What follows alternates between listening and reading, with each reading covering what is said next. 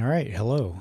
We're back. We're going to read some more Hitler's Wonderland by Michael Fry. Last time we left off, we left off on kind of a cliffhanger because the Reichstag Fire had just happened. And so I guess we're going to see the reaction to that. I'm not sure how far he's going to get into it. If he's going to go into whether the Nazis set it up as a false flag or whether the communists did it, or whether van der Lubbe was working alone. I don't know if he's really going to get into all that or if he's just going to talk about the reaction, but we'll see today. I'll get my display capture set up because I don't have it up when I start the stream because I don't want to dox myself. I don't think I have anything identifying up, but just in case, here we go. So here we are with the Reichstag Fire. Behead that dormouse, turn that dormouse out of court, suppress him. In view of the fact that no one has so far suggested that the Reichstag Reichstag set itself on fire, it is quite safe to discount the possibility of spontaneous combustion. There remain three equally plausible explanations of Germany's most puzzling riddle. The communists, infuriated by the preventive measures that Hitler was beginning to take against them, decided to make one last desperate effort to overthrow fascism. A tremendous manifestation of anarchy was to be the signal for a nationwide armed revolt. The National Socialists staged a frame-up against the communists in order to have an excuse for a coup d'etat and to rally the timid middle class under the Nazi banner. Marinus van der Lubbe,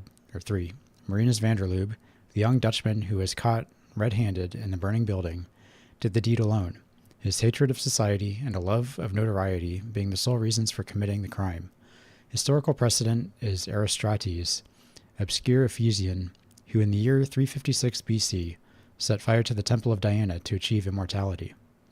I do not, for a moment, pretend to find the answer to the Reichstag riddle. The whole truth may remain obscured for many years to come. A description of the fire, portraits of the accused, a short review of the proceedings, and I leave the reader to draw his own conclusions. So yeah, people still argue about this, or they have different theories. Anytime it comes up, people still say the same three things. And I mentioned yesterday that I read an essay on this, and I'll talk about it later at the end of the chapter, just to see how it compares with what Michael Fry has to say. The fire. Jeez. At about 9:15 p.m. on February 27th, 1933, several policemen on duty near the Brandenburg Tor side of the Reichstag saw the red glow of flames in the central part of the building. They immediately gave the alarm and then rushed towards the entrance. Passing the windows on the ground floor, one of the officers noticed a man inside the lobby who was, quote, carrying a torch and moving stealthily, end quote. He immediately fired at the man. When the policemen entered the lobby, they found van der Lubbe, whom they overpowered after a violent struggle. Human powers of observation being as unreliable as they are, it is not surprising that reports on the discovery of the fire should have been varied and often contradictory. Some said the fire was first noticed by a man working in a building opposite the Reichstag. Others maintain that several dark shapes were seen moving inside the lobby, while the time of the outbreak has been put at anywhere between 9 and 10 in the evening. Those are minor details, however, a consideration of which only tends to obscure the main problem. The fire raged at its fiercest in the plenary hall situated in the center of the building. It seemed to have been started at numerous points, considering the short time it required to spread through the large plenary hall and parts of the lobby. Again, accounts differed. Some said the fire was kindled at 4 or 5 points, others said 20. The damage done was enormous. The entire plenary session hall, where parliamentary assemblies were held, was destroyed. The magnificent glass dome above it was shattered by the heat, which must have been terrific, for it actually bent the steel struts supporting the dome. Surrounding corridors and part of the lobby were also burned out. The fire raged furiously for hours and was only brought under control in the early hours of the morning. How was the fire kindled? On this point, the evidence of Mr. Leopold Harris, England's professional fire raiser, might have been extremely valuable. It was at first stated that large quantities of celluloid, rags, and waste soaked in petrol had been placed at various points in the hall and then ignited with a torch. Expert evidence showed, however, that the inflammable material used was neither petrol nor celluloid, but some unknown liquid or substance which was self-igniting. Some substance which, on being exposed to air for a few minutes, ignited itself. This evidence is the most confusing in the whole case. It admitted that van der Lubbe placed the mysterious substance at various points in the plenary hall. Then what was he doing with a lighted torch? Again, experts proved at the beginning of the trial that van der Lubbe could not have carried all the rags, waste, etc. by himself, nor taken the time to go from one pile to another with his torch. Ergo, he must have had accomplices. But this was completely contradicted by the story of the self-igniting fuel, which makes it quite possible that van der Lubbe worked alone.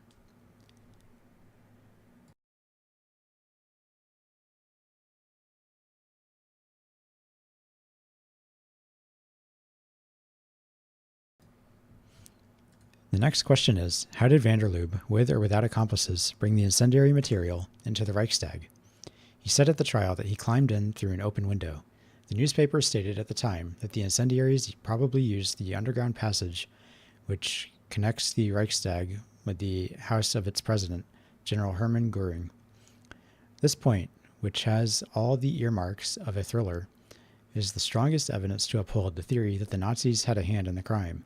But the underground passage leading to General Göring's office was not the only one in existence. Edermann, a porter at the lodge of Göring's house, explained that there was another tunnel, 100 yards in length, which joined the Reichstag and an outhouse containing heating plant. He further stated that on several occasions he had heard footsteps in the tunnel, and that 10 days before the fire, the threads which he had placed across the entrance to the tunnel were broken. Therefore, either the incendiaries entered through a window from the outside, or they came in through General Göring's house, or else they started from the building containing the heating plant. The only other explanation I can offer is that for several days before the fire, the men brought inconspicuous parcels of incendiary material into the Reichstag when the public is admitted, hid them in various parts of that huge building, and then on the night of the crime concealed themselves on the premises until everyone had left the building. The accused. Marinus van der Lubbe, a Dutchman. He was born in Leiden, Holland, in 1909, of lower middle-class parents. He was apprenticed to a builder at the age of 16. One day, while he and a few other young masons were indulging in horseplay, van der Lubbe received a bucket of cement on his head. This accident caused an injury to his eyes, from which he never fully recovered. In Leiden, he soon joined the Communist Youth Party and became very active in making anarchist speeches and distributing propaganda.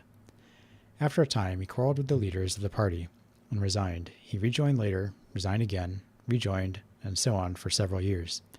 It would be difficult to say what the ultimate result of this little game of seesaw was. Did van der Lubbe finally break away from the Communist Party, or didn't he? The fact remains that when he was caught in the burning Reichstag, he had on him his Communist Party membership card. In 1931, he left Leiden with the intention of making a tour of Europe and the Soviet Union, selling postcards of his tour on the way as a means of subsistence. During that year, the young Dutchman is reported to have been in Munich, Krakow, Poland, Budapest, and Belgrade, whence he returned to Leiden. There he boasted, he was a great boaster like his precursor Erostrates, of having been in Soviet Russia. But this statement is open to doubt. From Leiden he made several more exploration tours to Berlin and various German towns. On one of these tours, it is said that van der Lubbe made the acquaintance of a certain Dr. Bell, advisor in foreign politics to Rome. And Ernst Röhm was the chief of staff of Hitler's stormtroops, the SA. And through him came in contact with the Nazis. The Münchener Post and other papers in 1932 published letters from Röhm to young men from which it is clear that Röhm was homosexual.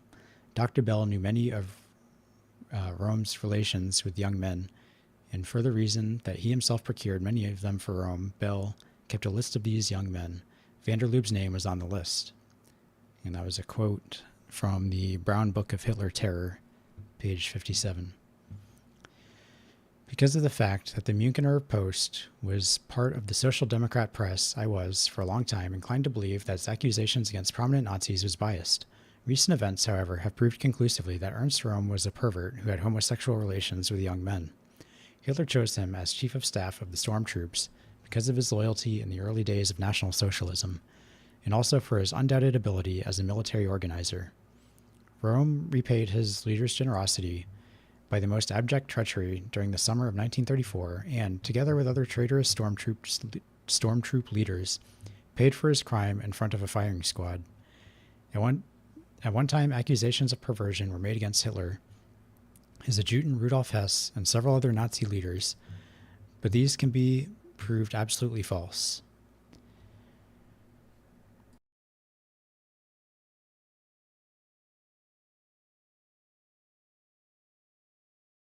I keep coughing again. All right. And there's a footnote for that. Brutus is an honorable man, so they are all honorable men. Shakespeare, Julius Caesar, Act 3. I'm not really sure why he put that there, but we'll continue. There were bound to be corrupt elements in the party, but Hitler's coup in June 1934 successfully exterminated them. To come back to van der Lubbe, the most interesting question regarding his 24-year-old incendiary was that of his sanity. Was Marinus a half-wit with a touch of madness, or was he merely of abnormally low intelligence? The trial shed no light on that point. Immediately after his arrest, van der Lubbe confessed to having set the Reichstag on fire alone and unaided, after which he shut up like a clam. For weeks he never opened his mouth, but sat at the trial huddled down in his chair, with his head sunk on his chest. When the judge or the public prosecutor asked him a question, he answered with a grunt or not at all. More than once the judge lost his temper and shouted to him to speak, but van der Lubbe was not at all impressed and remained mute. He did not even confide in his defending counsel, Dr. Seufert. Only once did Marinus speak in anything but monosyllables. Towards the end of the trial, he suddenly jumped to his feet and began talking rapidly in Dutch. He spoke so fast that the interpreter could not keep up with him. His words were to the effect that, in his opinion, the trial had lasted long enough. He was fed up with it. He had admitted his guilt, sworn that he had no accomplices. Then why didn't the judge sentence him immediately, instead of letting the trial drag on for months? After this outburst, he sat down and refused to utter another word. Once in his cell, he confided to a visitor that he had been inspired to do what he did. He had heard voices in his body. He showed no emotion whatever, either during the trial or at his sentence. On the other hand, when he heard that the public prosecutor in his final speech had asked for the death of Torgler, he cried and sobbed like a child. Evidence was given to prove van der Lubbe's responsibility. Professor Bonhoeffer, the alienist, said that van der Lubbe's apathy was not that of a lunatic, but was due to physical weakness. He thought the young Dutchman was normal and responsible. Dr. Zoot, a Berlin specialist, corroborated this statement. While these learned doctors were discussing his mental makeup, van der Lubbe sat crouched in his chair and stared vacantly into space. Ernst Torgler, head of the Communist Party in the Reichstag, middle-aged, distinguished-looking, Torgler was the intellectual type of communist, more intellectual perhaps than some of the so-called intelligentsia. It was said of him that he was by far the most conciliatory communist the Reichstag had ever known. Thanks to him, the party was prevented from making many foolish mistakes through headstrong violence. It was definitely proved at the trial that Torgler did not have anything to do with the fire. The only accusation that could be brought against him by the prosecution was that of moral responsibility. The question of moral responsibility is derived from Hitler's emergency decree, which provided the death penalty for any act of high treason or instigation to such acts, or agreement or conspiracy with others contemplating such acts. The idea was to prove that Torgler was in agreement with van der Lubbe. This was never done conclusively. Actually, the emergency decree quoted above also applied to van der Lubbe, but it raises an interesting legal point by the fact that it was not in force at the time of van der Lubbe's crime. Therefore, it could only be applied retroactively. Very rarely does such a case occur in law. It is not surprising that the Dutch government made an official protest against this retroactive application of a decree. Popov and Tanev. There is not much to say about these two Bulgarian communists. They are both professional agent provocateurs, possessing a murky past in which anarchist plots, riots, etc. abounded. They were accused of having plotted with Vanderloob, in view of the fact that neither of them spoke a word of German or Dutch, and that Vanderloob did not know Bulgarian and very little German. Their alleged plotting must have been a singularly complicated business. No one took any notice of Popov and Tanev at the trial. The prosecution recognized that the evidence against them was insufficient and demanded an acquittal. George Dimitrov, also a Bulgarian communist, but a different type entirely compared to his compatriots Popov and Tanev. Clever, quick-witted, with a gift for debating, he provided all the sensationalism at the trial. He also contributed to confusing the proceedings by sidetracking discussions at regular intervals. This can be forgiven him for his apparent sincerity in trying to help the other accused men to receive impartial justice at the hands of the court. It was established from the start that Dimitrov could not have had a hand in the Reichstag fire. He had an unshatterable alibi, which proved that he was many miles away from Berlin when the fire occurred. He could have been, like Torgler, accused of moral responsibility, but this charge was never brought up, and the prosecution demanded an acquittal. Everyone is agreed that without Dimitrov, the trial sessions would have been very dull indeed. Dimitrov provided not only the sensations, but also the comic relief. Some of his remarks were very witty, especially when he poked fun at the judges. His sarcasm was superb, and his insolence made serious-minded officials boil with rage. The latter had the option of banning Dimitrov from the courtroom for periods of 1 to 3 days. There's a footnote. It says, German rule that insult to an official is punishable by banishment from proceedings. It became a little game. Dimitrov would jump up, make a pointed remark about the way the proceedings were conducted, become sarcastic over some witness's evidence, and the judge would order him to be expelled from the court. After his banishment, Dimitrov would return, ask some more questions, make another pertinent remark, and be thrown out again. The trial. The trial lasted 8 months, including adjournments, and the proceedings went on first in Berlin and then in Leipzig. The trial was divided into 2 parts, the incendiary stage debating the actual fire, and the political stage dealing with the activities of communists in general. During the incendiary stage, Marinus Vanderloob was the only one to be proved irrefutably guilty. He was caught flagrant delicto and made a confession immediately after his arrest. The others, however, presented difficulties. Dimitrov was quite safe because he could prove that he was in the train from Berlin to Munich at the time of the fire.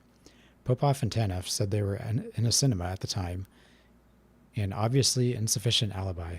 As for Torgler, he was having a quiet dinner at Oschinger's restaurant in the Friedrichstrasse when the fire broke out. Evidence was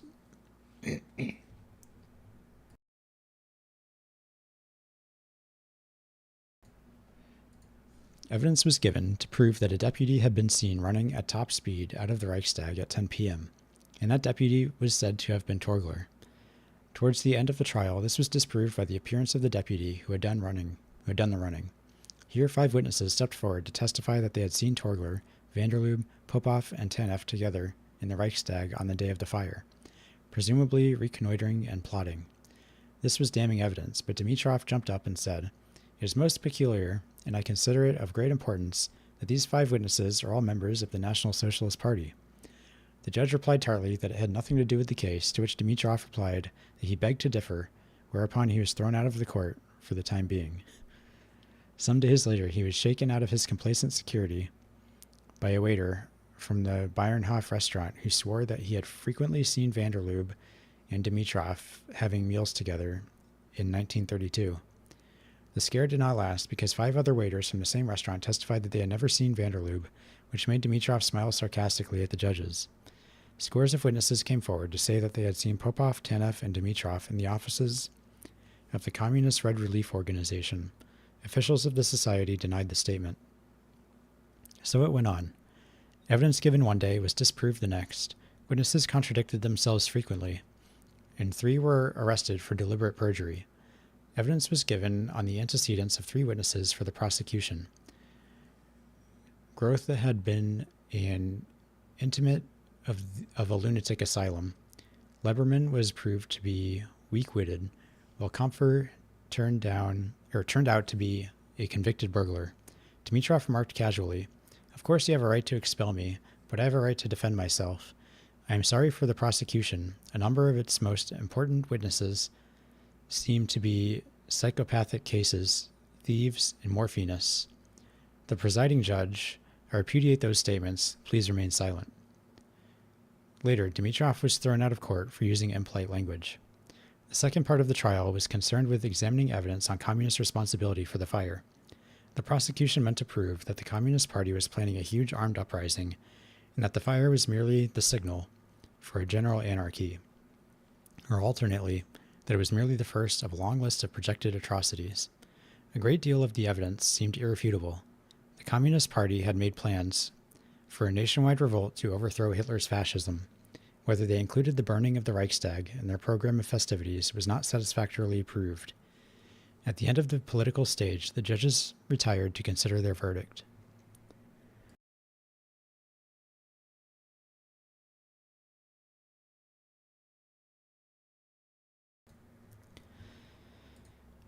During the course of the trial, a commission was set up in London whose aim was to hold a mock trial on the Reichstag fire. Composed of lawyers and private individuals, this commission was obviously a breach of international good taste. There's a footnote: the findings of this mock court are published in the Brown Book of Hitler Terror. The Law Journal wrote in its September issue, quote, "We regret that such an inquiry should have been held in London, that any member of the English legal profession should have been a member of the commission, and that it should have met at premises belonging to the Law Society. Apart from the fact that London is not the place of the trial, the evidence tendered to the commission could not be given on oath, could not be tested by cross-examination, and comes from one side only, that on hearing such evidence and without knowing the German government's case against the accused or the evidence to support it, any body of lawyers could even affect to come to any conclusion at all is calculated to bring law and legal proceedings into disrepute." End quote.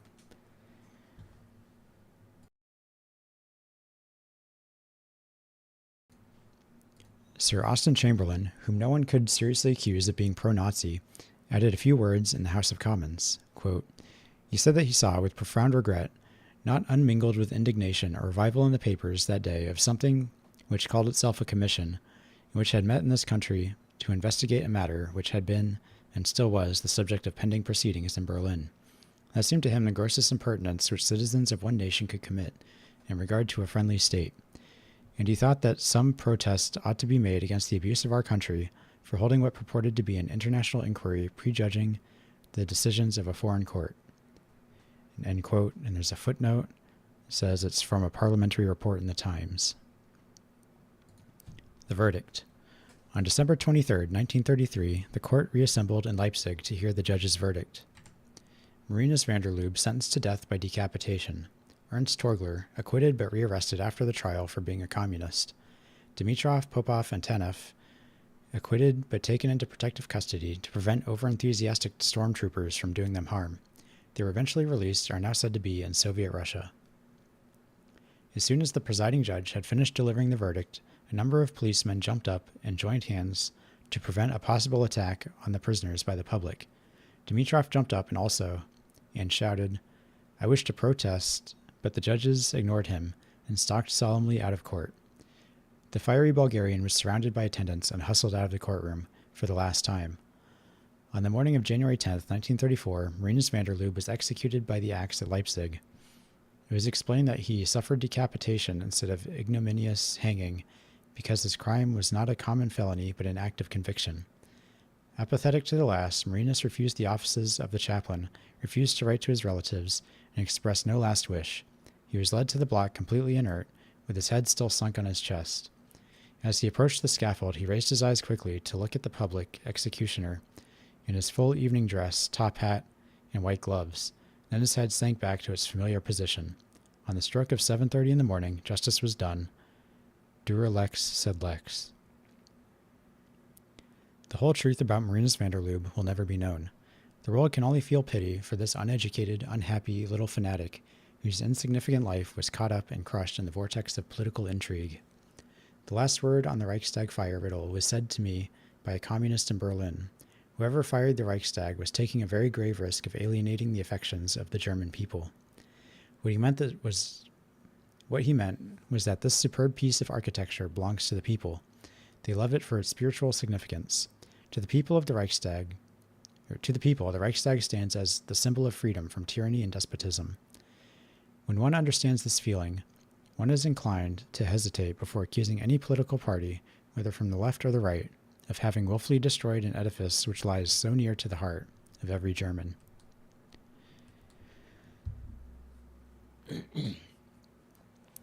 And I think a little later, I don't remember what year, and I'll try to get information on this actually. Let me see. Because they had he was talking about the mock trial in London. That might be what he was talking about. But they had like a fake trial separately, like the Communist Party did. Let me see. Reichstag Fire.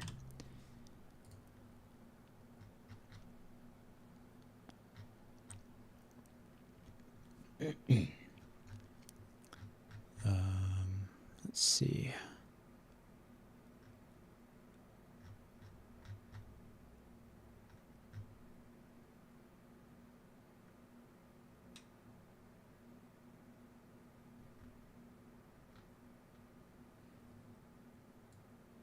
Yeah, this is the mock trial that Michael Fry was talking about.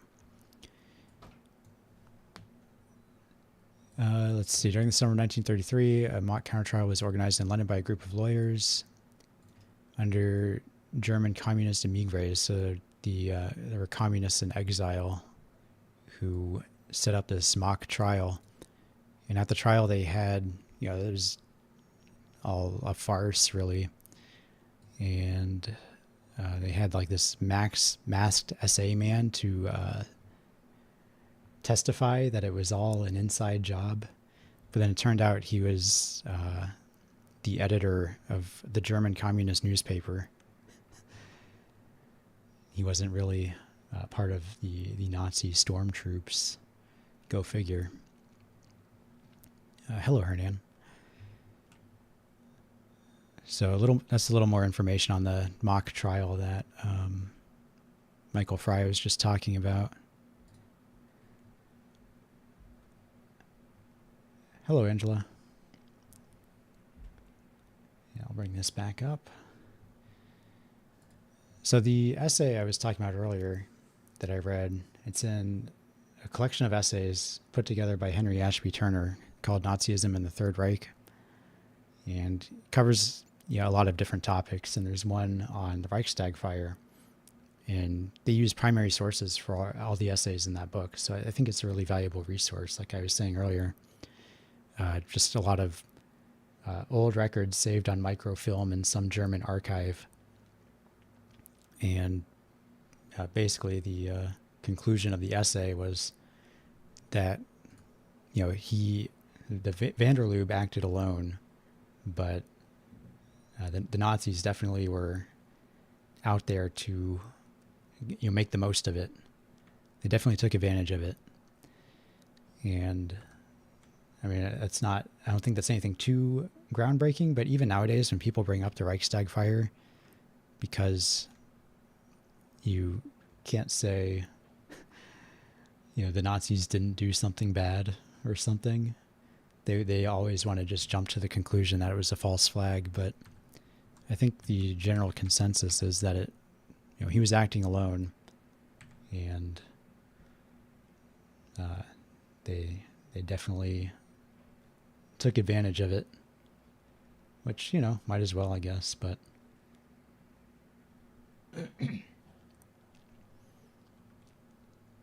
all right. So chapter 5, Hitler declares war. Alice thought to herself, I don't see how he can ever finish if he doesn't begin. 5 minutes after the alarm had been given, Hermann Goering arrived at the burning Reichstag. Hitler and Goebbels joined him soon after. An hour later, the Hitler Revolution was declared, a revolution which lasted 180 days, altered the German nation beyond all recognition, brought suffering and death to hundreds, but happiness and moral regeneration to millions. A revolution which was to shake the entire civilized world out of its complacent apathy. The first move was Goering's emergency decree for the protection of the nation and the people, which read, 1. Articles 114, 115, etc. of the German Constitution are suspended until further orders. Consequently, personal freedom, freedom of opinion, including freedom of the press, right of association or assembly, will be restricted beyond the limit provided by the said articles. Privacy of the post, telegraph, and telephone is suspended. House searches and confiscation of property are legally permissible. 2. Persons opposing orders issued by state authorities or authorized officials, or who condone with such opposition, are liable to imprisonment for not less than 1 month, or to a fine of 150 to 15,000 marks. 3. The death penalty replaces penal servitude for life in sections of the Criminal Code as follows.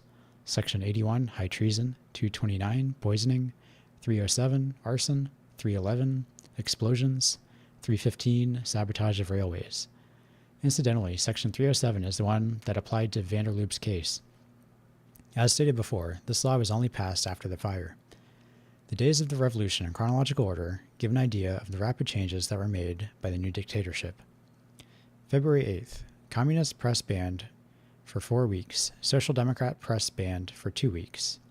March 1st, emergency decree punishing high treason. Minister of the Interior Frick sends an order to all local administrations to confiscate communist propaganda. March 4th, celebration of the Awakened Nation Day, public holiday. March 5th, the Reichstag elections. National Socialist Party obtains 17,269,000 votes as against its previous 11,773,000. Hitler gets 52% of the votes. In Hamburg, the commissioner of police is dismissed and replaced by a Nazi. March 6th. In Bremen, Lübeck, and Hessen, police commissioners replaced by Nazis. March 7th. All public buildings obliged to fly the new swastika flag. March 8th. Entire police organization in Württemberg, Saxony, Baden, and Schaumburg-Lippe taken over by Nazis. March 9th. The same thing is done in Bavaria. General von Epp becomes Bavarian commissioner of police and Statthalter, and that's a sort of district governor. March 10th. The governments of Saxony and Baden resign. General von Epp takes over command of these territories. March 13th. Foundation of the Ministry of Propaganda and Enlightenment of the People under the direction of Dr. Joseph Goebbels. March 14th. The ban on the Social Democrat press is indefinitely prolonged. March 15th. Württemberg gets a Nazi government. March 16th. President of the Reichsbank, Dr. Luther, resigns. He is succeeded by Dr. Schacht. March 20th.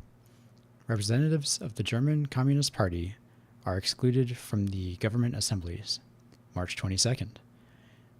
Prussia promulgates an anti-corruption decree. March 23rd. Hitler exposes the Nazi program in a speech to the Reichstag. He obtains complete authority by 441 votes against 94. March 27th. The government of Prussia resign. The head of it, Herr Braun, escapes into Saar territory. April 1st. One-day boycott of Jews on April Fool's Day. Man. April 5th. Establishment of a commission for investigating graft and corruption in the state, industry, and finance. April 11th. Goering is made Prime Minister of Prussia. April 25th. Law against unrestricted entry of non-Aryans in German schools. April 27th. Foundation of secret state police called the Gestapo, which will be used to hunt enemies of the state.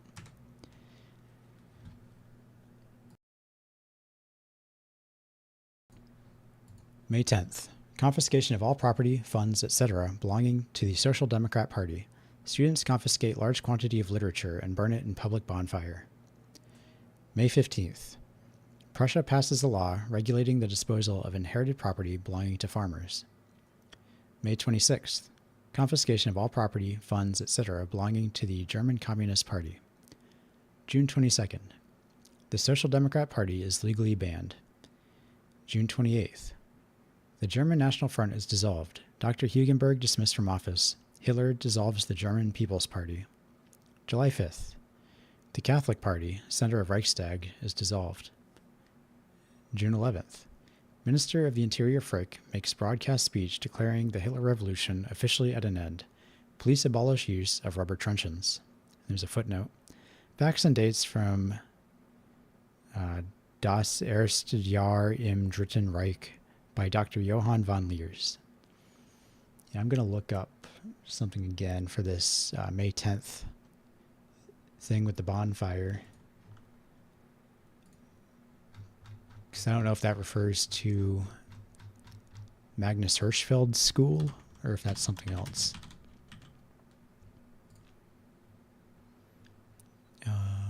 Where was this?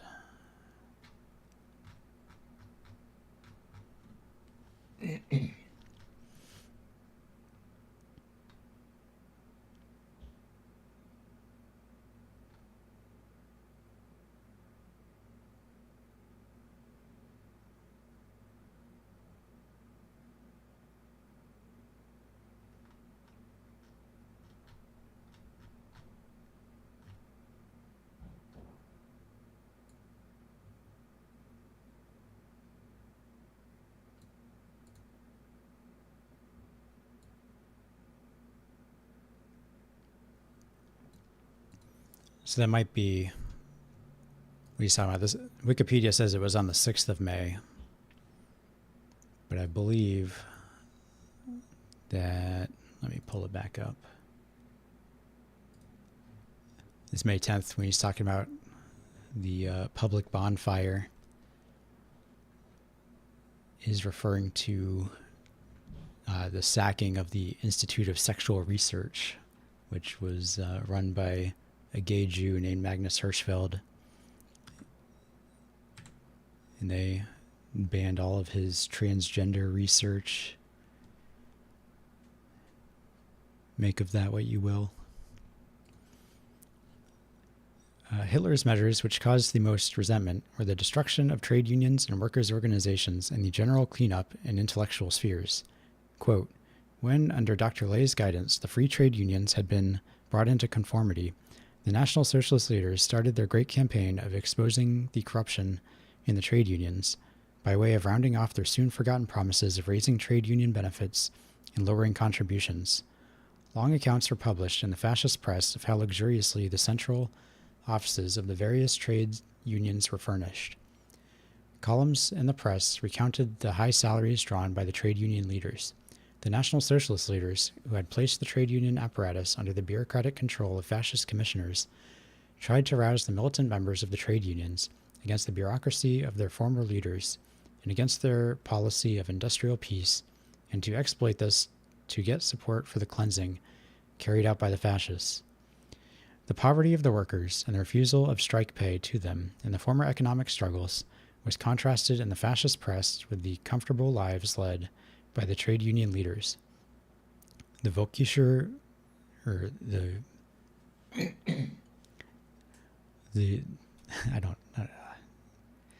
Volkischer Beobachter screamed in heavy type that the president of the AFA Federation, Aufhauser, had arranged compensation for himself when he retired, a total of 16,920 marks. End quote. That's from the Brown Book of Hitler Terror. Volkischer Beobachter is that was like the Nazi newspaper. The account given above, although slightly involved, gives an idea of the conditions which Hitler was attempting to remedy. In place of the numerous independent trade unions, he formed a vast union called the Arbeitsfront, the Labor Front, to watch over the interests of both employers and employees. A law was passed which completely altered the relations between workers and their employers. This law was to come into force on May 1st, 1934, the Day of German Labor.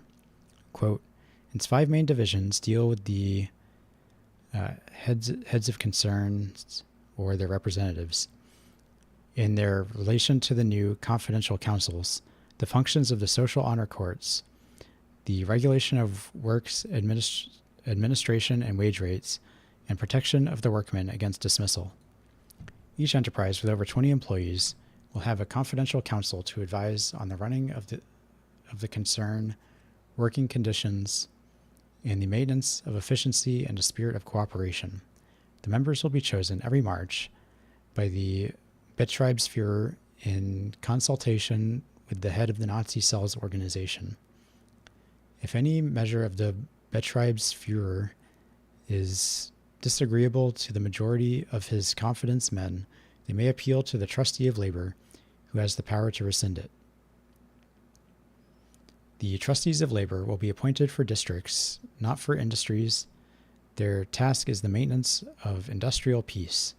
They will watch over the activities of the confidential councils and interfere in cases where large dismissals of men are contemplated. And he puts emphasis on that. Large dismissals of men are contemplated. They will draw up general directions for fixing of wages and see that wage arrangements are carried out. As far as possible, they will carry out the policy by means of persuasion and negotiation, but those who oppose persistently their written direction will be liable to heavy fines and imprisonment. The most novel feature of the whole measure is the institution of courts of social honor. If people in control of concerns exploit their workers or offend their honor, if employees endanger social peace by provocative behavior or undue interference in the running of their business, if workers make frivolous complaints to the trustees, if workers betray secrets learned in the confidential council, a breach of social honor has been committed and will be dealt with on the motion of the trustee by the chairman of the honor court. The punishments range from reprimands to fines of 10,000 marks, which is about 500 pounds at the time. A worker who has been with his employer a year can appeal to the workers' court against dismissal. If the dismissal is not legally confirmed, his appeal must be accompanied by a letter of recommendation from the confidence men of his choice. If the court supports his appeal and the employer refuses to have the man back, the court will award compensation to the worker not exceeding a third of a year's wages. End quote. And that's from a report in the Times. Let's see how much longer this is. Okay. So Hitler does talk about this in Mein Kampf. So the plan was already kind of there, his view on trade unions and everything. And basically, I mean, his view on trade unions is really like kind of the most vanilla view you could have, I guess. He basically just said, well, in a perfect world, they wouldn't be necessary. You know, if workers just had rights and if, business leaders like middle managers weren't being taken advantage of and workers weren't being taken advantage of and everything was all good, then you wouldn't need trade unions. So his establishment of the labor front was just trying to create this society that does not need trade unions. Just put everything under one umbrella. Just for some extra context. This didn't just come out of nowhere. The plan was already there. Let's see. The Nazi government hope that this new law will abolish most of the disagreements arising between workers and employees, disagreements which in the past years have caused so much strife in industry and commerce. Employers will no longer have a free hand in the matter of workers' dismissal and wages, while the workers will be prevented from calling strikes under the arbitrary leadership of independent workers' organizations. The new measure is, of course, strongly socialist. At the same time, everything will be done to increase the welfare of the workers, both during their work and in their leisure time. A section of the labor front will be devoted to organizing instruction and entertainment for the working class. This will be known as the KDF, the Kraft durch Freude, strength through joy. It was originally intended to call this institution after work, like the Italian fascist dopo lavoro, but the idea was abandoned. The largest and most beautiful building in each town will be dedicated to the workers as their house of labor.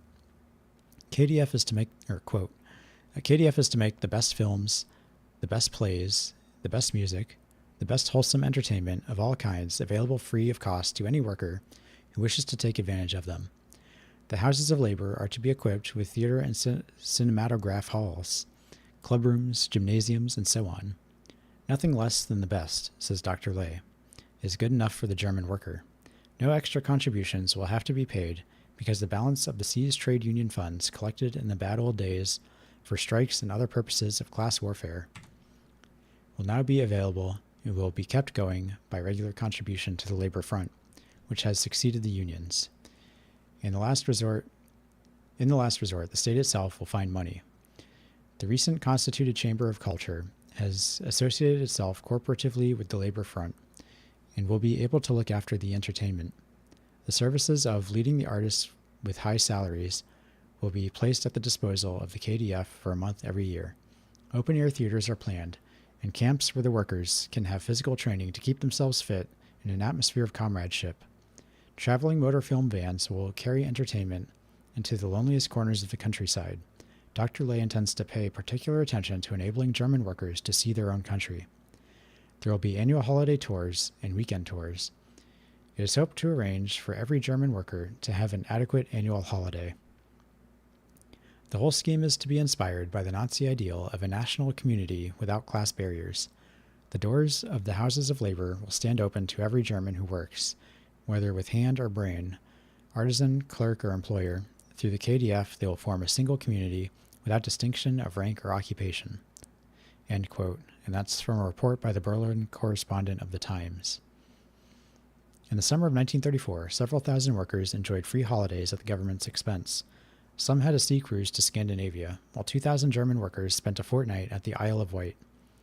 So far, the KDF scheme is a great success. It is pure socialism at its best, although socialists in other countries hate to admit it.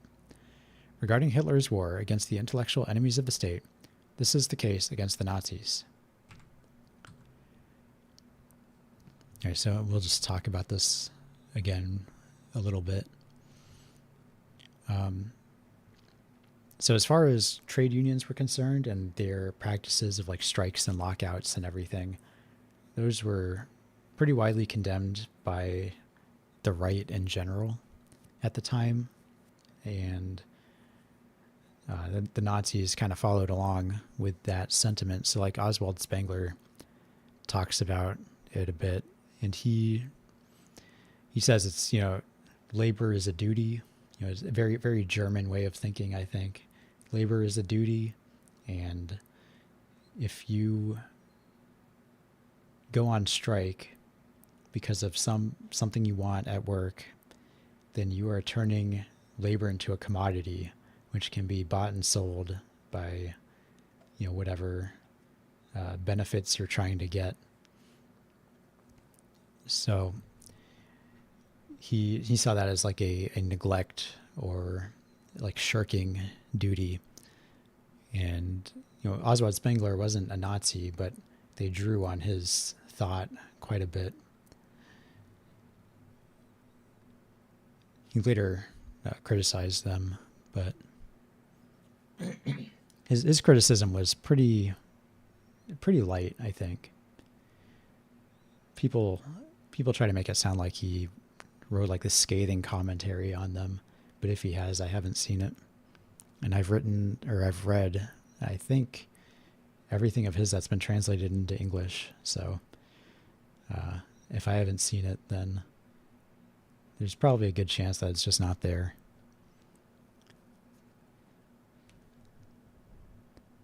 Not that I'm trying to sound like an expert or anything, but, usually people will put something like that out in English because it's a little more sensational. Let's see. What else do I want to say?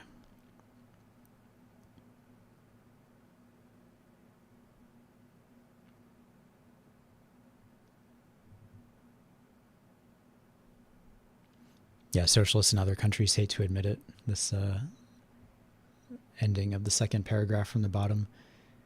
Yeah. Because Henry Ford also took a lot of inspiration from Hitler, or from their labor practices, I guess. And, we have the 40-hour work week here in the U.S. and, all that kind of stuff. It came from Henry Ford. And even today, people hate to talk about that because they don't like to they don't like to think about how, we had all these strikes, all these unions and everything.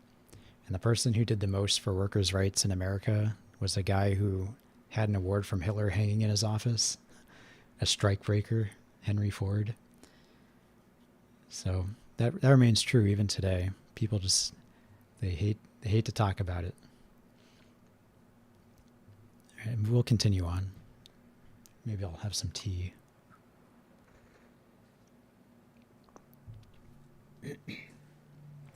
All right, regarding Hitler's war against the intellectual enemies of the state, this is the case against the Nazis.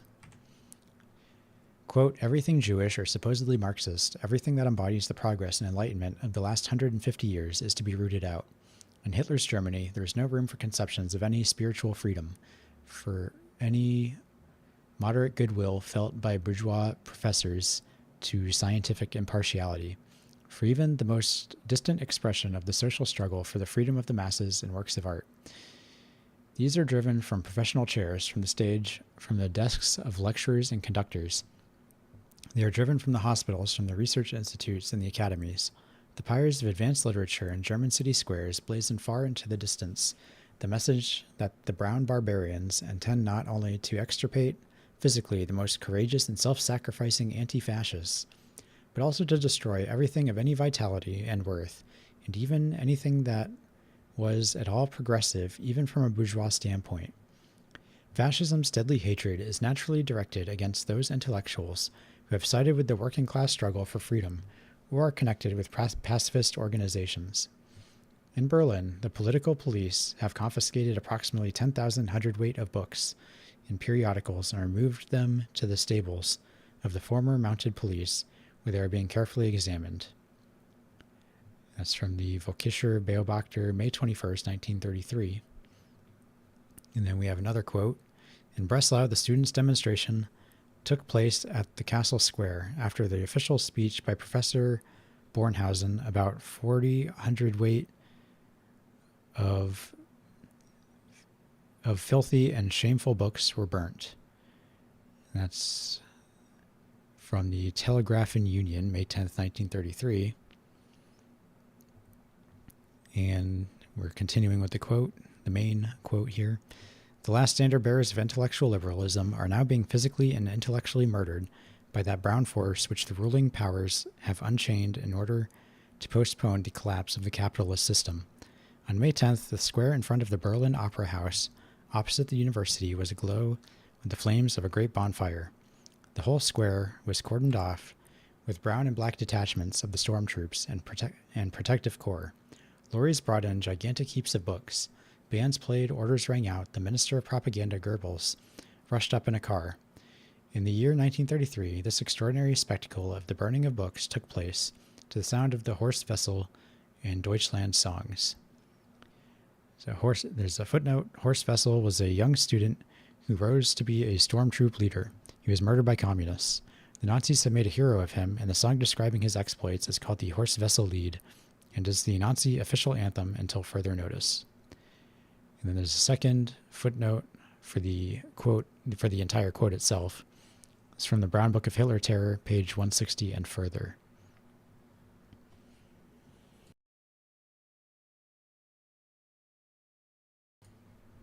There are a couple biographies of Horst Wessel out there, if you're interested in learning about the fellow. He had a pretty interesting life. It was short. He was I think like 20 or so when he was killed, and maybe 23, early 20s, we'll say.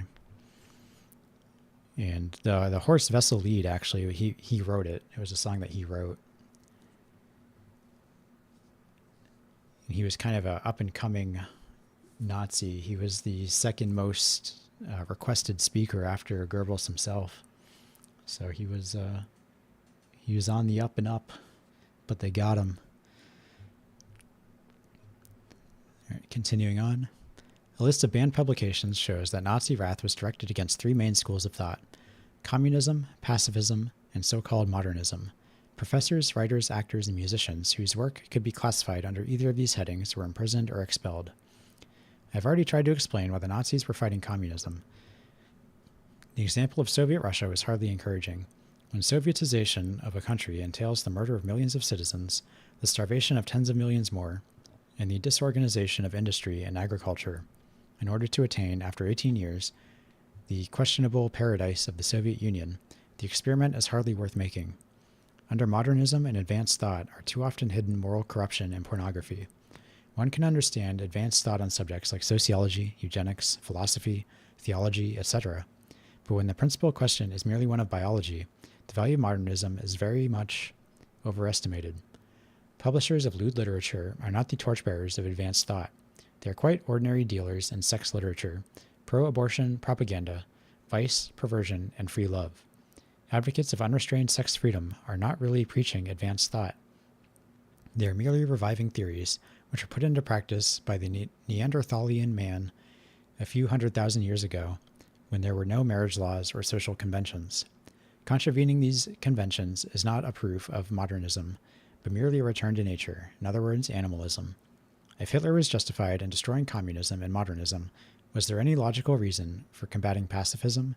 Why is it, I asked a future Herr Doctor of the Berlin University, that Hitler puts pacifism in the same bag with communism and considers it a danger to the state? Because pacifism is a great danger to the state, he replied. A moral danger and a physical one. By preaching against war, you preach against one of the fundamental laws of nature. I presume you are thinking of Darwin, I interrupted. Yes, Darwin and many other philosophers of our time. War is closely connected with all the fundamental natural law which says,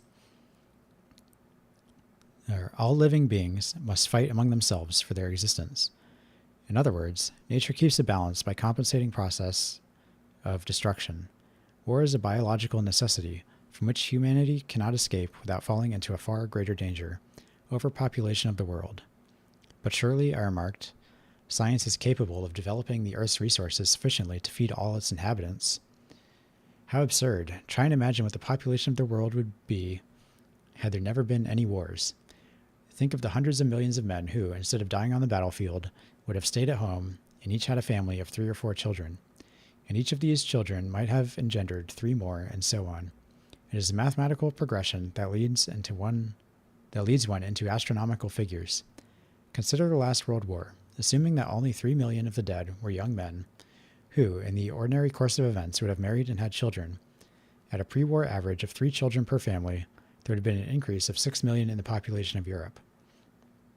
In 1936, or thereabouts, a large proportion of these children would have married and had children of their own. That means that in France, England, and Germany, there would now be 20 million additional inhabitants. But what of the moral aspect of the war? I asked. The answer to that is in the words of Anatole France, who is not a National Socialist, my friend added, laughing. Military virtues engendered the entire civilization. Industry, art, police, all come from those virtues. The more I think of it, the less I can advocate the abolition of war. I would be afraid that if war disappeared, it would take with it all those virtues which sprang from it, and on which our whole social structure is based. Peace cannot be bought at the cost of such sentiments as courage, honor, and self-sacrifice, all of which are kept eternally burning in the human heart by wars. That may be one of the reasons for Hitler's strong revival of militarism. To him, pacifism appears as unethical because it has a tendency to breed laziness, selfishness, and cowardice. Therefore, it must be stamped out in the inherently combative nature of man, left to develop its own virtues. Apart from this purely theoretic reason for Hitler's dislike of pacifism, there is a practical basis for his hate of pacifists, whom he puts in the same bag as Marxists. A large number of so-called German pacifists were engaged in attempting to undermine that part of patriotism which is based on tradition, particularly military tradition. One book in particular was a violent criticism of some of Germany's greatest war generals. Deutschland über alles is the title of this book by Kurt Tucholsky. And on one page, there is a collection of photographs of several well-known generals, among which are General von Kluck and General von Linsingen, and the caption is, Tiere sehen dich an. Animals look at you. Germans, whose military tradition is their greatest pride, were revolted by this and similar books. In Hitler's mind, pacifism became allied with anti-patriotism, and consequently cannot be tolerated in the Third Reich. One can understand this feeling. What would be the reactions of patriotic Frenchmen, Englishmen, and Americans if their great generals in history were held up as brutes or bloodthirsty animals? George Washington, Nelson, Pershing, Foch, Haig, Napoleon. Yeah, I mean, we're getting there.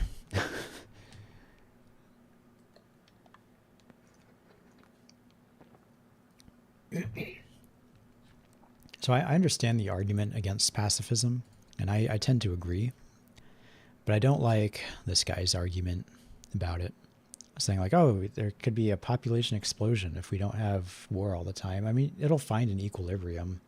It always does. I mean, if you had all those people competing for jobs, you would have had depressed wages, which means it'd be harder to afford food and start a family. And, society would kind of settle itself out. Life would have been worse for them.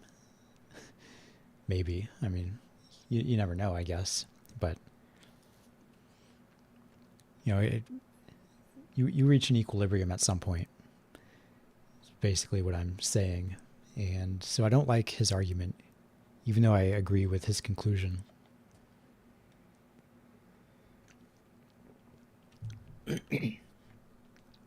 I think, back to Oswald Spengler, I think he said it best. I think he said, peace is an ideal, but war is a matter of fact. It's, part of human nature. It's always going to be there. And you can strive for peace. You can try to, not start any wars, but you're still going to find yourself at some point, something's going to happen. There will be some dispute somewhere, and shit's going to go down, because that's just how it always is. But continuing on, in this chapter, I've tried to point out the chief ingredients of Hitler's revolution. The first German Revolution in 1918 brought to the nation the blessing of parliamentary government, of the people, by the people, and for the people.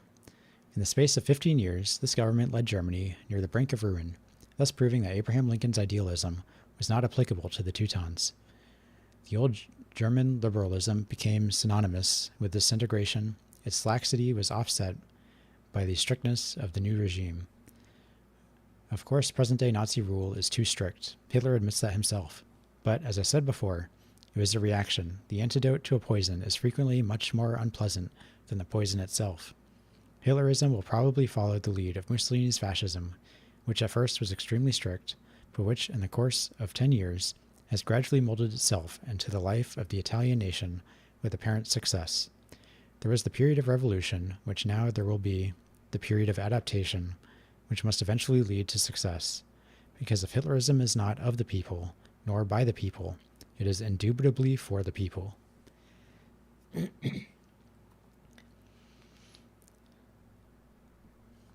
So, in several parts of this chapter and throughout the book, he's been calling Nazism fascism. I don't like it. So I know a lot of people lump them together. Even on the right, a lot of people will just lump them together. But I don't like it.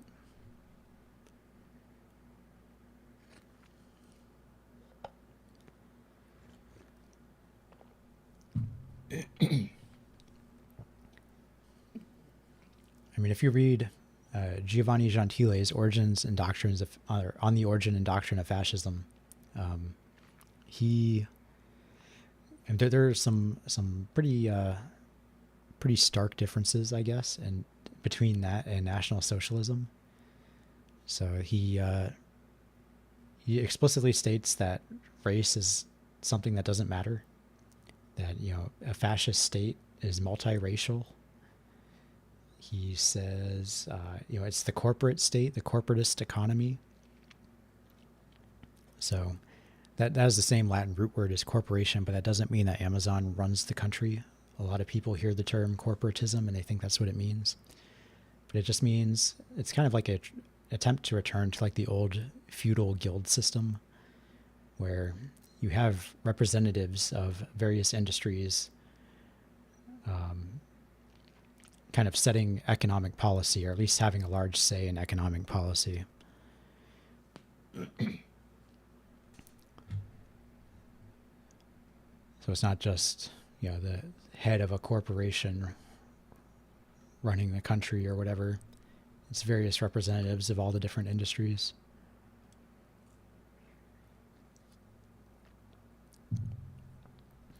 And that came from Othmar Spann, I believe.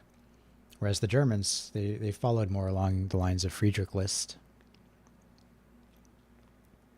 which, Gottfried Feder, the person who was kind of behind a lot of the National Socialist economic stuff, he took inspiration from both of those people, but I'd say in practice they were more towards the List side than the Spann side. That's just my thought on it.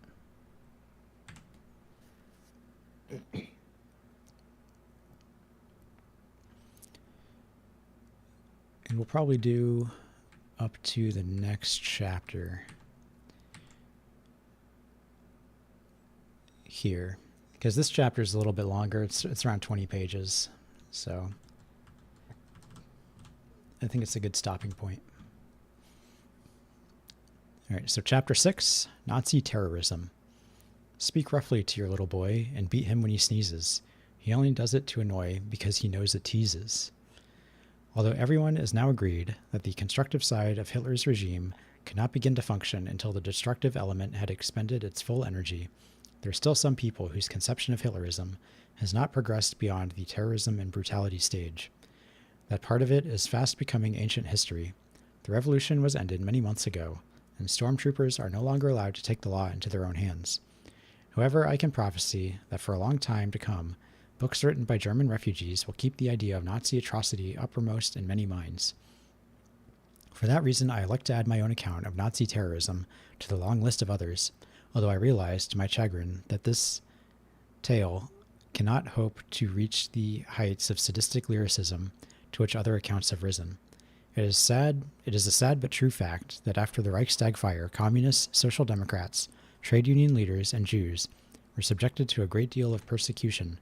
Stormtroopers were told that these men were enemies of the state, who had to be punished. In the words of Interior of the Minister Frick, quote, "It would not be a bad thing if a few thousand Marxists came to harm," end quote. With the memory of murdered comrades still fresh in their minds, these young brown-shirted soldiers needed only a few words of encouragement to start a systematic war against the said enemies of the state. Men were hauled out of their homes, taken to stormtroop barracks, and either severely beaten or given doses of castor oil.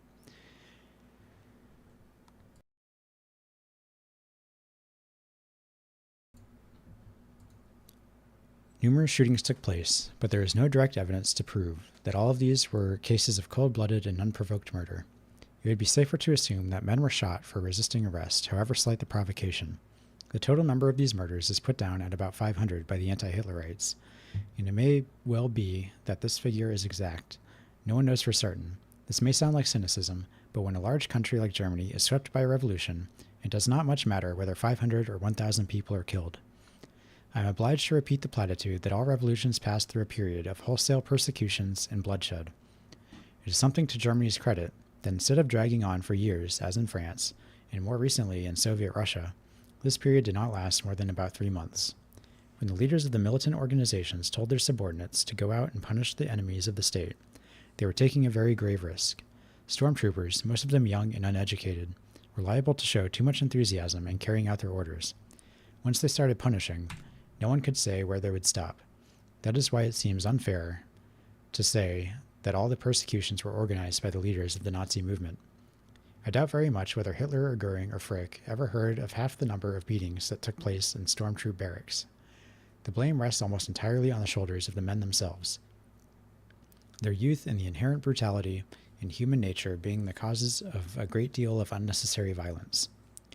To understand fully the atrocity of brown-shirted youths, it is only necessary to consider what has happened in other countries whenever groups of men took the law into their own hands.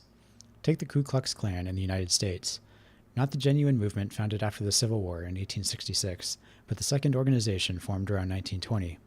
Were there any thrilling night raids, secret beatings, tar and featherings, and occasional lynchings? In the Italian fascists during the first 2 years of Mussolini's dictatorship, were there not plenty of beatings and doses of castor oil then? In France, there are the Camelots du Roi, the Royalist youth movement. Did they have street fights with communists, clashes with the police, where several young royalists were killed, shop windows smashed, etc.? And lastly, what of the British Union of Fascists in England? At the time of writing these pages, a gang of these fascists caused a riot in the public hall, where a rival group of black shirts were holding a meeting.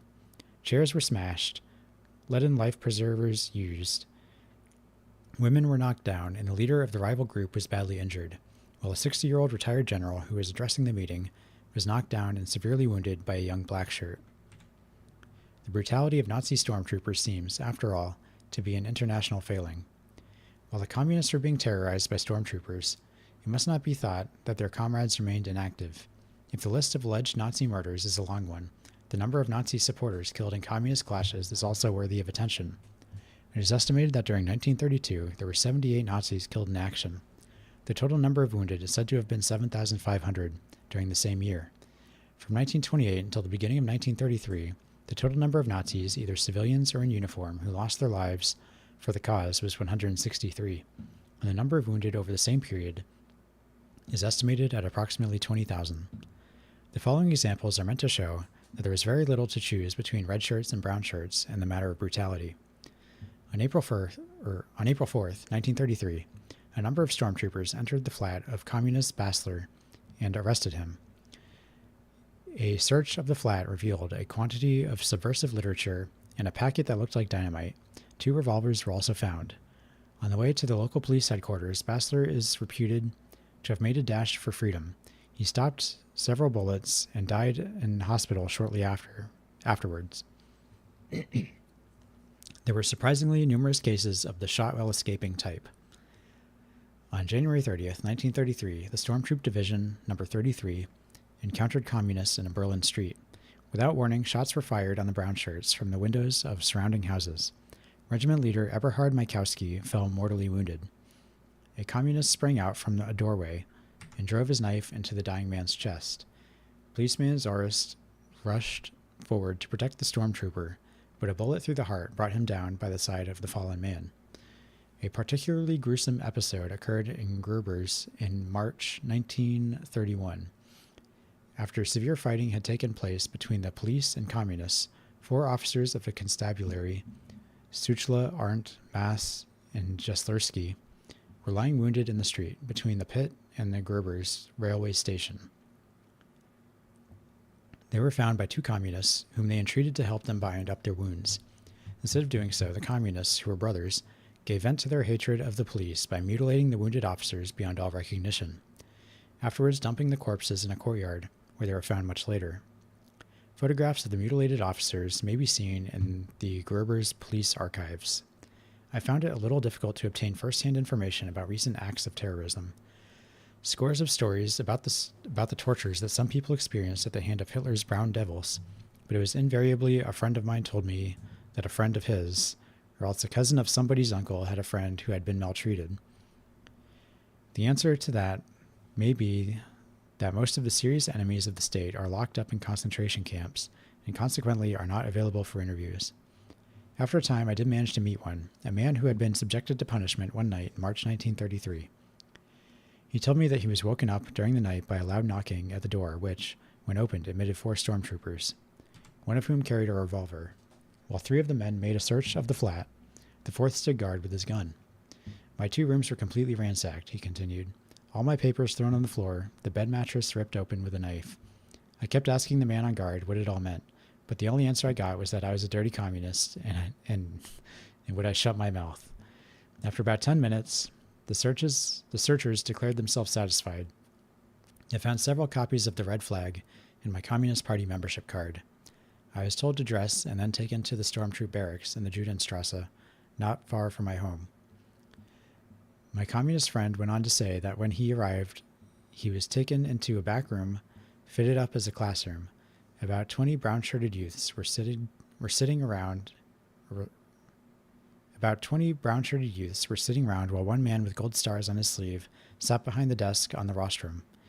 He asked this man the reason for his arrest and was told that he had been reported as an active communist. He was then subjected to a cross-examination lasting about half an hour, during which time the attendant stormtroopers maintained a strict silence. Eventually the judge, after a short period of deliberation, sentenced him to 25 strokes of the whip. The sentence was executed with great thoroughness. After hearing this man's story, I made a few inquiries about him. It appears that he was the head of a communist cell in that neighborhood. His son had joined the Red Front Fighters League, but had been obliged to flee across the frontier into Poland for shooting a stormtrooper during a riot. A last example of brown shirt terrorism. Quote, Kurt Haas, a film critic who took absolutely no part in politics, was arrested by civilians in his flat on the night of February 28th. He refused to go with the men who produced no official document apart from stormtroop credentials. Note, by decree, this was quite sufficient during the revolution. No official documents were required. They then threatened that they would shoot him, and they beat him on the bed, tied him up, and carried him severely injured to a car. Some police stopped the car on the way and rescued Haas. His wounds were bandaged in hospital, and then he was released. End quote. And that's from the Brown Book of Hitler Terror, page 226. Haas made a complaint to the Ministry of the Interior and received the following letter. Quote, I have ascertained that the particulars given in your letter are inaccurate and distorted in essential points. The stormtroop was completely in the right and acted with authority to take you into protective arrest. In accordance with the information I have received, after the stormtroop men had produced their credentials, as you yourself admit, they acted as the circumstances required. After putting on your clothes at their request, you yourself are responsible for having made it necessary to break your resistance by force. Inasmuch as you suddenly began to shout and bluster, and attacked the stormtroop members, biting one man's thumb so severely that the wound is not yet healed.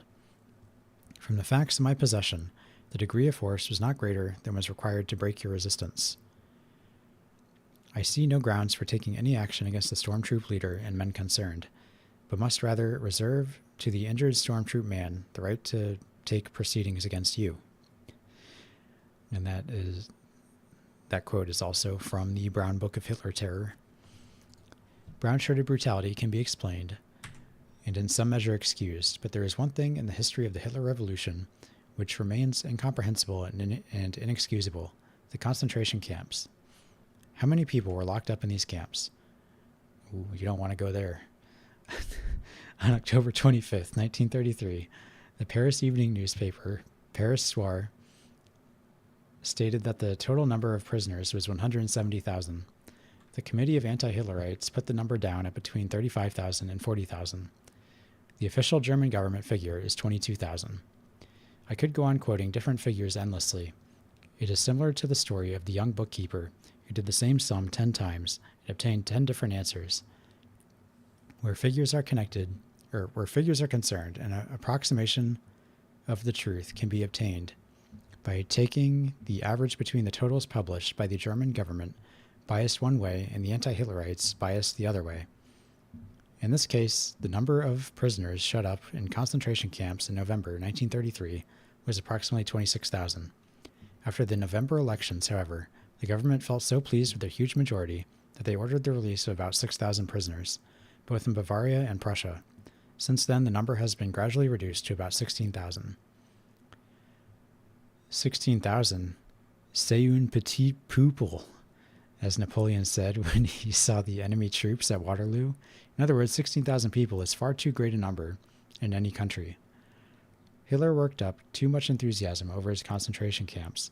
Too many people were locked up on trivial charges, while a certain proportion were arrested on the ground of neighbors' accusations, usually the result of spitefulness. The conditions of living in these camps were appalling during the first 2 or 3 months of the revolution. In the first place, the authorities could not find sufficient room for their prisoners. Every kind of old and dilapidated building was used to house them: deserted factories, wooden shacks, and so on. The dormitories, if they can be called such, were crammed to overflowing, 50 men in a room, which could only accommodate 25. The prisoners slept on straw mats, with a blanket as their only protection. Sometimes there were not enough blankets to go around. Sanitary arrangements in these old buildings were practically non-existent. baths being available in only a few of the camps. The average prison was the height of comfort compared to the majority of the concentration camps. Sing Sing would have seemed like a luxury hotel. Life in the camps was a monotonous round of futile activities. Up at 5:30, the prisoners had to clean their cells or dormitories, wash if possible, and do some exercise until 8 or half past, when they were given breakfast. After that, more exercise and military drill until lunchtime, followed by exercise or manual labor of some kind until supper at 6 o'clock in the evening. After supper, the prisoners were theoretically free to do as they pleased, but as a rule, they were obliged to sing Nazi songs in choir or listen to instruction in the art of being ruled. Lights out at 9 o'clock. The work they did during the day was of very little use to anyone: digging ditches, filling them up again, painting their prison, repairing the fences around the camp, and so on. The wardens of the camps were at a loss to find something to occupy their charges day after day.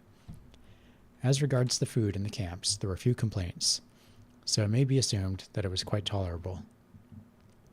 The only really unpleasant item in the daily routine was the obnoxious behavior of the stormtroopers detailed to guard the camps. Although the actual discipline was maintained by police authorities, each camp being supervised by a police commander, a number of brown shirts were required to guard the prisoners in the open. In some cases, the brutality of these young ruffians defies description. They behaved exactly like their comrades in the stormtroop barracks, beating and maltreating the prisoners to such an extent that the police authorities were obliged to punish them more than once. From one point of view, the enemies of the state, locked up in concentration camps, were better off than their brothers still at large. In the camps, at least, they were under police protection, whereas in the towns anything could happen to them. And that, unfortunately, is the only thing that can be said in favor of the camps.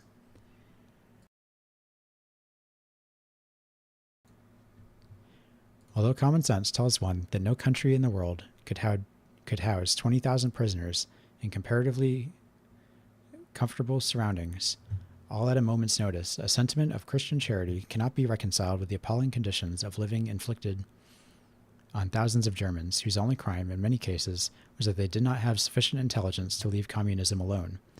There is a tendency in the modern world to feel too much compassion for criminals. The man who commits a murder is often more pitied by the public than his victim.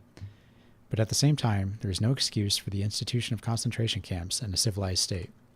I suggest we turn thumbs down on the Third Reich for its concentration camps. And now the last word on the stormtroop brutality and terrorism is left to the Times. Quote, Dr. Diels, head of the German secret state police, has been appointed vice president of Berlin. He was responsible for the creation and development of an improvised Cheka in the early stages of revolutionary uncertainty, when the work of hunting enemies of the new state had to be taken gradually but tactfully out of the hands of the overzealous stormtroopers. End quote. And there's a footnote. He says the italics are mine, so he emphasized overzealous. Obscure intrigues in the Nazi ranks subsequently forced Dr. Diels to resign his position.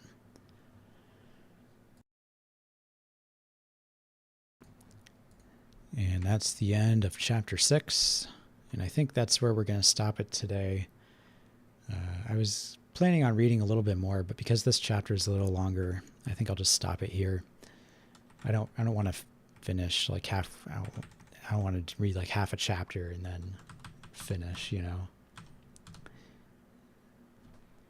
So that'll be it for today. And I think we talked about some interesting things today in these chapters.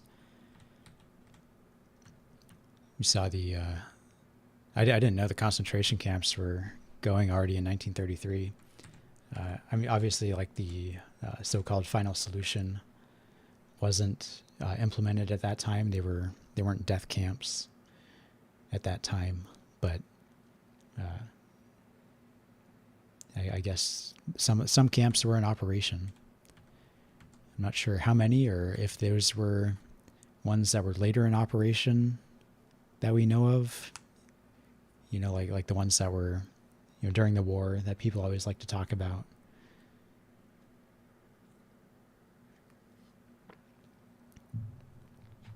So, we learned some things. We got to talk about some things. We got to talk about trade unions and pacifism and with the Strength Through Joy program. Kamala Harris, she's bringing it back.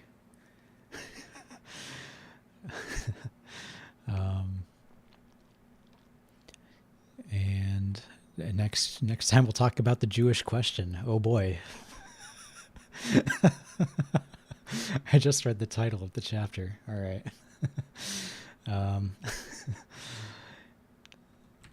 So that'll be fun.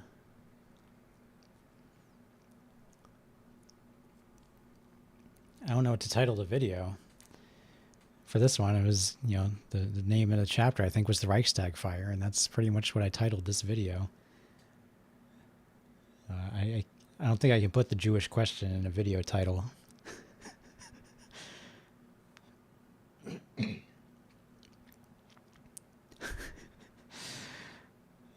I'll figure something out, But that'll be tomorrow, after work, so it'll be a few hours later than I have been doing it.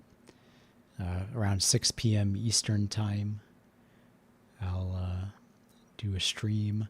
It'll be a little shorter. So this time we read 40 pages. Last time we read maybe about 50. We were on page 46, but we also had the preface. And so, and I expect tomorrow maybe 30 or so. I'll do like the next 2 chapters. And that'll be how it is throughout the rest of the week. Just because, when I work, I like to have a little bit of free time. Just to fuck off and play video games. So, we won't be reading as much, but we should be reading still a decent amount. So it'll be good. We're still on track to finish by the end of the week. And that's really my only goal. So, I hope you enjoyed those chapters, and I hope you learned something.